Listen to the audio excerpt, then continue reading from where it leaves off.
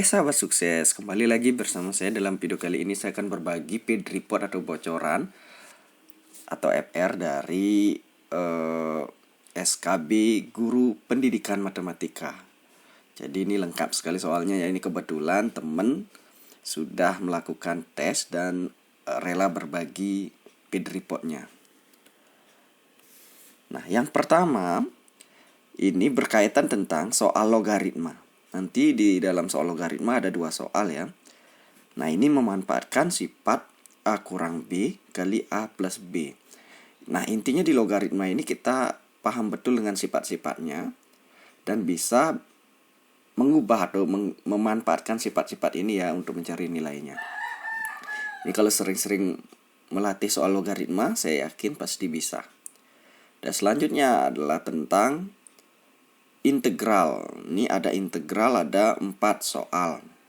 Ya, ada integral luas 2 soal. Nah, ini bagi guru SMA pasti sudah terbiasa ya. Bagi guru SMP yuk dipelajari lagi, didalami ya untuk integral luas. Karena 2 soal keluar. Terus ada integral trigono, ada 2 soal. Nah, integralnya itu adalah 2 cos 4x sin 2x dx. Nah, jadi perlu kita ketahui ya, kalau bentuknya seperti ini kan nggak bisa kita integralin dulu. Nah, maka dari itu di trigonometri kita punya sifat-sifat ya. Jadi pakai sifat yang ini. Kosin ini perubahannya yang jadi jumlah atau yang jadi selisih itu. Jadi silakan teman-teman cara cepatnya pelajari sifat perubahan dari kosin ini sehingga menjadi penjumlahan atau pengurangan. Saya yakin kalau sudah berubah seperti itu, jadi di masing-masing diintegralkan saja. Jadi mudah ini ya. Dan ada integral sin sama saja ya. Nanti ubahlah ini jadi bentuk penjumlahan atau pengurangan. Jadi katanya masih saya ingat jelas soal ini. Nah, selanjutnya adalah turunan 2 soal. Nah, ini turunan tentang aturan rantai. Nah, ini tidak masalah kayaknya ya. Jadi nanti dikasih soal setelah dicari turunannya ada turunan dalam. Ini pakai aturan rantai. Ini lebih mudah kayaknya. Silakan pelajari aja ya untuk turunan. Jadi turunan untuk bentuk pembagian, perkalian, turunan rantai itu memang wajib kita kuasai. Nah, selanjutnya adalah ada menentukan persamaan kuadrat baru. Jadi persamaan kuadrat baru ini sering sekali memang ya. Jadi harus dibiasakan. Misalnya gini, kita dikasih suatu persamaan kuadrat yang akar-akarnya belum diketahui. Nah, otomatis langkah kita adalah mencari penjumlahan akarnya yaitu x1 tambah x2 dan perkalian akarnya x1 kali x2. Jadi itu informasi awal yang diketahui dari persamaan kuadrat yang diketahui. Nah, selanjutnya kita akan menentukan persamaan kuadrat baru. Jadi kuadrat barunya ini kita cari lewat misalnya kita gunakan akar-akarnya alfa dan beta. Nah, alfa dan betanya ini berapa sama alfa kali beta. Jadi dihubungkan ke persamaan kuadrat yang sebelumnya. Jadi persamaan kuadrat sebelumnya itu kita cari x1, x2-nya ya. Nah, nanti dikasih tahu persamaan kuadrat baru ini gimana hubungannya dengan persamaan kuadrat lama. Kadang-kadang gini, persamaan kuadrat baru akar-akarnya adalah kebalikan dari akar-akar persamaan kuadrat yang lama gitu. Berarti kalau kebalikannya berarti alfa tambah beta berarti 1 per x1 tambah 1 per x2. Kalau itu penjumlahannya, kalau perkaliannya adalah alfa kali beta sama dengan 1 per x1 kali 1 per x2. Jadi 1 per x1 kali x2 didapat dari persamaan kuadrat lama. Sehingga mudah sekali di sini penyusunan persamaan kuadrat barunya adalah x kuadrat ya kurang alfa tambah beta kali x ditambah alfa kali beta sama dengan 0. Ini saya yakin teman-teman pasti bisa ya. Nah, selanjutnya ada luas permukaan prisma segitiga. Ini saya nggak perlu bahas sebenarnya ya. Ini semua guru pasti bisa. Nah, selanjutnya ada model matematika dari permasalahan matematika. 3 soal. Model matematika dari permasalahan matematika. Prolin 3 soal. Program linier maksudnya ya. Jadi mencari model matematika. Misalnya dikasih suatu permasalahan, disuruh menentukan model matematika kayak gimana. Ini udah wajib sekali ya di ujian nasional SMA. Terus 3 soal mungkin yang satunya mencari nilai maksimum ya. penjualan maksimum mungkin salah satunya, yang satunya model matematikanya bisa dicari, yang lagi satunya yang karena ini ada 3 soal ya, yang mana yang menyebabkan dia menghasilkan maksimum gitu. Jadi X dan Y-nya dicari. Saat kapan, jadi titiknya itu dicari ya. Ini untuk model matematikanya wajib teman-teman kuasai. Selanjutnya adalah menentukan keuntungan maksimum dari penjualan. Nah nih, keuntungan maksimum dari penjualan ini maksudnya mungkin kaitannya dengan turunan ya. Ini kaitannya dengan turunan, kita cari turunan pertamanya yang menyebabkan sama dengan 0. Nah, kita cari nanti penjualan maksimumnya. Ini biasanya keluar di soal SMA ya. Jadi guru SMP pun harus paham betul juga ini ya. Intinya di sini adalah terbiasa. Kalian terbiasa, rekan-rekan terbiasa dalam mengerjakan soal. Kalau udah terbiasa apapun soalnya pasti bisa, karena ini menang kalahnya kita ditentukan oleh waktu.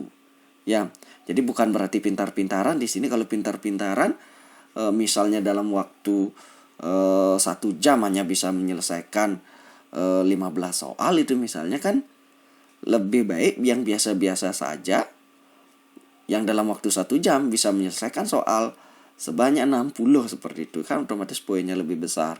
Karena ini saya dengar soal yang keluar itu adalah yang wajar-wajar saja, jadi nggak ke level olimpiade ya. Nah itu.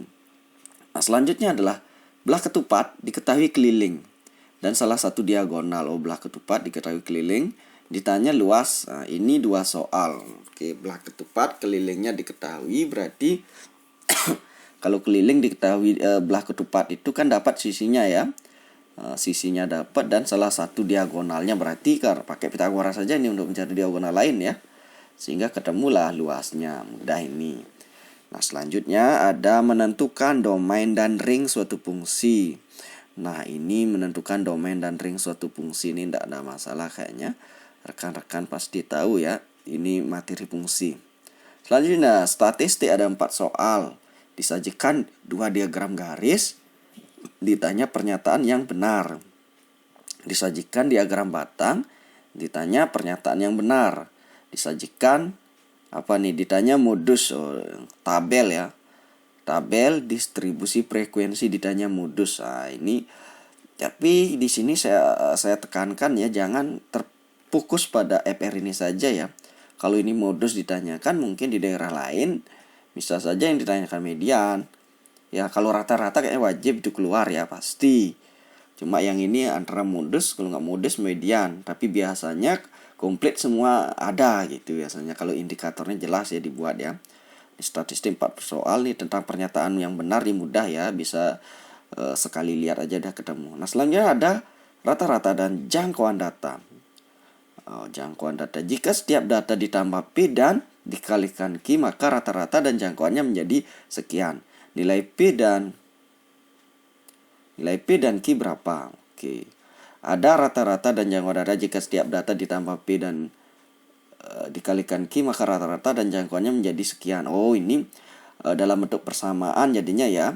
Intinya gini, pada saat ditambahin P setiap data, apakah berubah rata-ratanya? Ini rekan-rekan pasti tahu ya. Nanti diuji aja ya. Jadi setiap data misalnya kita punya X1, X2, X3 sampai Xn, masing-masing ditambahkan P. Setiap data ditambah P dan dikalikan Q, maka rata-rata dan jangkauannya menjadi sekian. Jadi cek berapa jadinya rata-ratanya, berapa jadinya jangkauannya setiap ditambahkan dengan P dan dikalikan dengan Q. Nah, ini jangkauannya lihat. Nah, di sini kalau kita lihat rata-rata biasanya mengikuti ini ya, penambahan dan perkaliannya ini. Nanti diuji aja pasti bisa. Setelah bisa ini, lalu dihafalkan ya. Bagaimana hubungannya kalau rata-rata ditambah dan dikalikan, rata-rata akhirnya gimana? Nah kalau jangkauannya, karena ini sifatnya pengurangan ya, mungkin tidak mengikuti itu. Jadi saya yakin rekan-rekan pasti bisa.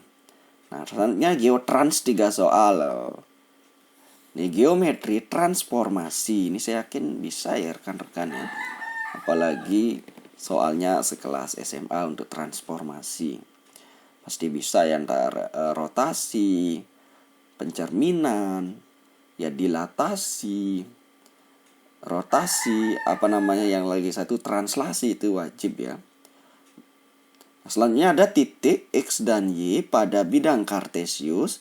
Kemudian jika dirotasikan sejauh, nah ini sudutnya negatif 90 derajat, dicerminkan, lalu dicerminkan ditanya bayangan titiknya. Ini udah, nanti dihafalin aja ya matriks transformasinya ya. Ini, atau dihafalkan aja, ini kan masih sudutnya ini masih umum ya, negatif 90 derajat. Masih ini dicerminkan, nih perlu ya dihafalkan.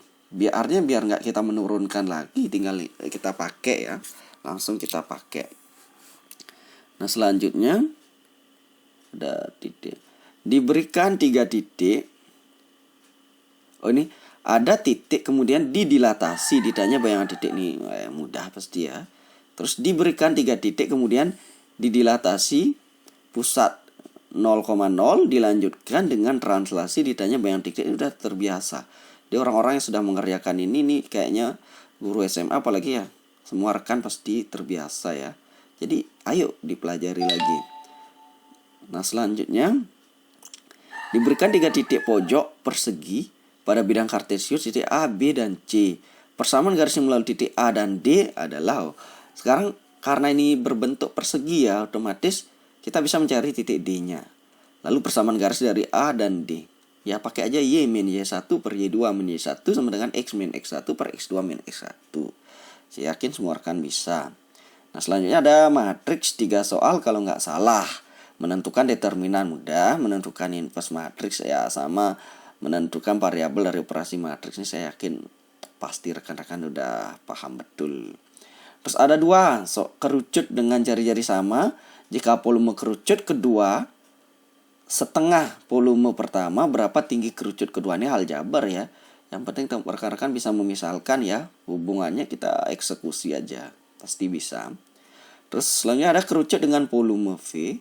Jika diameter dan tingginya dibuat menjadi 2 kali lipat, berapa volume kerucut yang baru? Nah ini kayak soal ini ya, mudah ya. Jadi saya yakin semua pasti bisa. Nih terus selanjutnya aturan kosinus dalam segitiga, diketahui 2 sisi 1 sudut. 2 sisi 1 sudut, tentukan panjang sisi yang lain. Nah ini 2 sisi 1 sudut. Oke benar aturan kosinus, jangan pakai aturan sinus.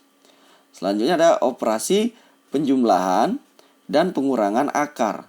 Operasi penjumlahan dan pengurangan akar. Ini saya yakin pasti bisa ya, penjumlahan pengurangan akar, tapi bentuk akarnya pakai variabel bukan angka. Enggak masalah. Ini semua pasti. SPLTV, sistem persamaan linear 3 variabel, ada orang belanja ABC bayar sekian, ditanya uang yang dibayarkan kalau belanja sekian. Mudah nih. Nah ini tambahan pedagogiknya nih, tambahan pedagogiknya untuk mengetahui metakonektif siswa dinilai dengan uraian, tes tertulis, observasi proyek, dan pilihan ganda. Nah itu nih ya, saya yakin dengan gambaran ini rekan-rekan makin giat lagi ya untuk belajarnya.